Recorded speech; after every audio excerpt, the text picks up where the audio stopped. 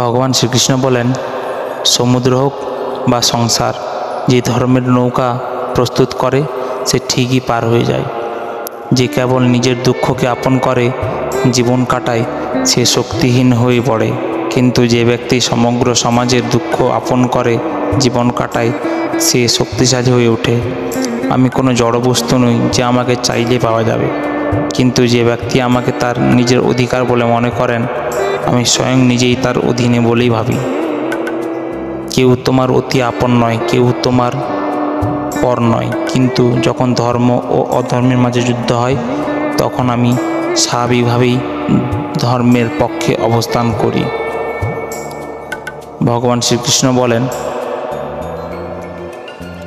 কুরুক্ষেত্রের যুদ্ধে ভগবান শ্রীকৃষ্ণ অর্জুনকে বলা বাণীগুলো হলো শ্রীমদ্ ভাগবত গীতা।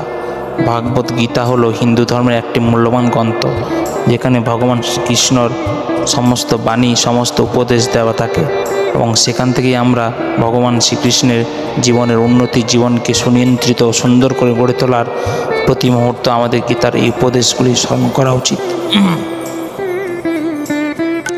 ভগবান যে শ্রীকৃষ্ণ তাই তো বলেছেন, যদা যদা হি ধর্মস্য গ্লানি ভবতি ভারত অভ্যুত্থান চ ধর্মস্য তদাত্মানং সৃজম্যহং পরিত্রাণায় চ সাধুনাং বিনাশায় চ দুষ্কৃতম ধর্ম সংস্থাপনার্থায় সংভবামি যুগে যুগে।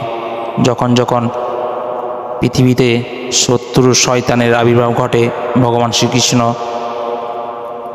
তাদের ধ্বংস করার জন্য, বধ করার জন্য পৃথিবীতে অবতীর্ণ হন, এবং এটাই পৃথিবীর বাস্তবতা। ভগবান শ্রীকৃষ্ণের উপর আস্থা রাখুন।